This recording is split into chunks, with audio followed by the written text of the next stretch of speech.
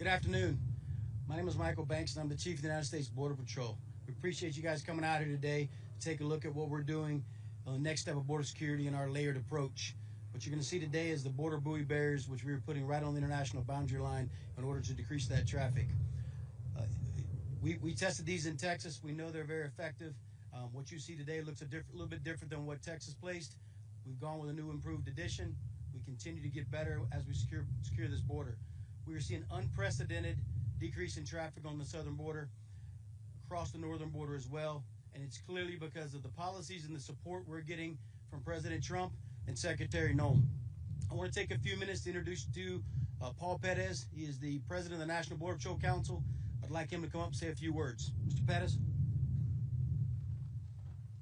Thank you, Chief.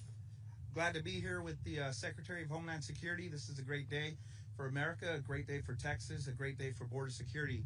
So these buoy barriers are just one more tool in the arsenal that President Trump has allowed us to implement under the leadership of Secretary Noem. Chief Banks has a lot of experience. He knows exactly what we need. He's been an agent for a long time. Those of us that have worked the border, we know exactly what we need. And the good thing about this administration is they listen to the boots on the ground. They know what works. They know what's effective. We want to make sure that we never go through what we went through under the 4 years of President Biden. These changes that we're making to the posture of border security is something that will pay off dividends for the rest of this term and many more to come. So this is a lesson in how to secure a border, and President Trump has the right team in place to do so, and we thank Secretary Noem for coming out here today.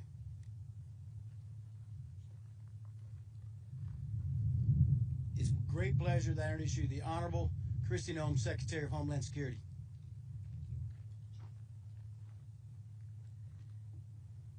Good morning, everybody. Good to see you. Thank you for being here. And thank you to Chief Banks for everything that he is doing to continue to complete the work of securing our border and to protect this country. I also want to thank Paul for being here today. He always shows up not just for our agents, but for the American people and speaks truth to every single situation and challenge that this country faces. And I also want to thank the other individuals that are behind me. I also have Chief Jared Ashby, who's with me. He's the Chief Patrol Agent of the Rio Grande Valley Sector, and he's joining us as well. I think you've been on the job a couple of weeks? Yes, ma'am. 2 weeks, and he's doing a great job. We still aren't letting any illegal aliens over that border in his sector. And we also have Colonel Robert Felicio of the Army National Guard with us. He currently serves as the brigade commander over Task Force Guardian, oversees almost 3,000 soldiers that are deployed to the border from Del Rio to Brownsville, Texas, right here. With him is Captain Muse, who's also serves alongside the Coast Guard, and we're grateful for their service and their operation down here at the border. As you know, not only do we have our Border Patrol each and every day securing our border, but they're doing that in cooperation with a partnership between the Department of War and also the Coast Guard that has deployed down here as a part of Operation Riverwall. We are continuing to put the American people first and to keep them safe. And we do that, first of all, by making sure that we're a nation of borders. We recognize, and President Trump recognizes, that a nation with no borders is no nation at all. And our laws need to be enforced. And that is a dramatic change, especially in this part of America down here at the southern border from what the Biden administration was enforcing. They ignored our laws, allowed an invasion of dangerous criminals, known and suspected terrorists to come into our country, and every day while we work to remove them, we are still focused on making sure that this border barrier is safe and that these families here are secure. This morning I met with several local farmers and ranchers, talked to them about the dramatic change that has impacted their lives over the last year. Before President Trump was in office at the end of 2024, they had an invasion going on in their property. Their crops were being destroyed. They couldn't go out and take care of their land because of security reasons. They were carrying weapons to protect their families and their property, and they hoped that someone would care enough to come and help secure not just their livelihoods, but also the land that had been in their family for generations. Today, they told a very different story. They told a story of land that had essentially been given back to them, that now they could go out there and check their crops, work the ground safely, not be in fear of danger. They could go out and walk up and down their roads without the concern of being run over by cartel members moving their loads of dope across the border and into the United States, and they also told the stories and the memories of the horrific encounters that they had to deal with in their own home communities because of what Joe Biden was doing to this country. Joe Biden invited chaos into America in the form of the 4-year border crisis that has been unprecedented and broke a lot of what makes America great, and President Trump has been focused on putting it back together and making sure that Americans know that they have a leader that believes in them and wants to give them a chance at the American dream. Those ranchers that I spoke with and those farmers that I spoke with this morning, they're all Americans that agree that our country needs to be safe and needs to be secure, and they're grateful for President Trump's leadership. In 2025, daily illegal alien apprehensions at the southwest border have dropped by 95%. And for almost 10 months in a row, nearly a year, the Border Patrol has released 0 illegal aliens into our country. That is a record-setting amount of time period that we have had. And we have also seen 2.6 million illegal aliens removed from the United States of America. That includes almost 700,000 that have been arrested and deported and brought to justice, and then almost 2 million that have left voluntarily, because we sent a very clear message to the world that if you are in the United States illegally, go home now. If you wait until we detain you and deport you, you will never get the chance to come back and be a part of the American dream. The American people have a lot to celebrate in this historic year, but we have a lot more work to do. Even the most historic success does not mean that we can rest on all of our laurels. Innovation and improvement is important, and that's why today we're announcing the next steps to secure our border. The Department of Homeland Security and U.S. Customs and Border Protection are deploying over 500 miles of border barrier in the form of water barriers like you see behind us. These barriers were funded in the One Big Beautiful Bill, and that is long enough to stretch all the way from Washington, D.C. to Nashville, Tennessee. It's more than 130 miles of those barriers are already under contract, and they're getting ready to be deployed starting today.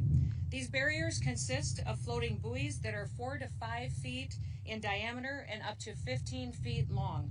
The buoys that you see here today behind me are ones that are made right in America by a family-owned company down the road here in Texas. CBP is working closely with our state of Texas and the U.S. International Boundary and Waters Commission to make sure that the buoy barriers are installed properly and that they are going to last for many, many years to come. These barriers will make it much harder for illegal aliens, to drug smugglers and human traffickers to cross the river and other waterways where they will be deployed. They'll create a safer environment for agents on patrol. And securing our waterways not only protects Americans, it saves the lives of illegal aliens by deterring them from daring to attempt to cross through this treacherous water. Under Joe Biden, nearly 3,000 illegal aliens died attempting to cross into the United States, and an untold number of individuals drowned. Water crossings are the second highest cause of death for aliens crossing the border, with heat exhaustion being number 1. Things are so calm here now that it's easy to forget how bad things really were. In 2023, I want to remind you that the United Nations declared Biden's wide-open border barrier and border invasion the world's deadliest land migration route.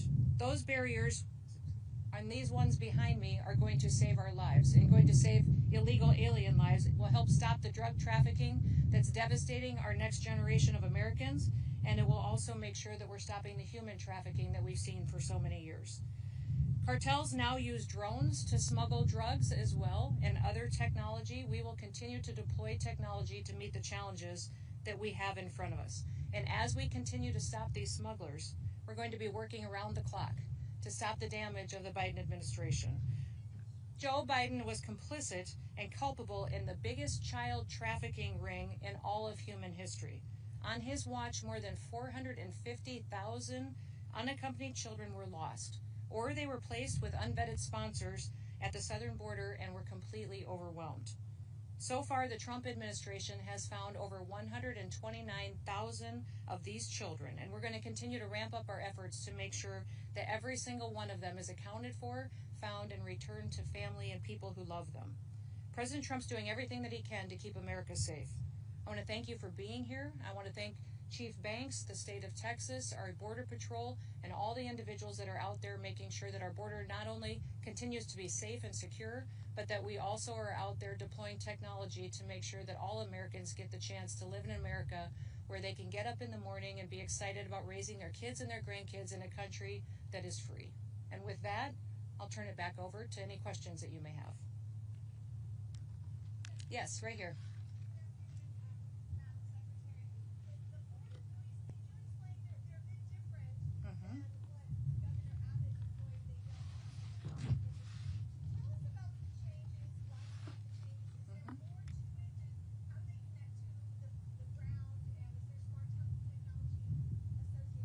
Absolutely. I'm going to let Chief Banks describe the technology and the advancement in the buoy barriers because he's worked extensively on the development of this device and with a company that will be under contract to provide many of these miles of barrier for us.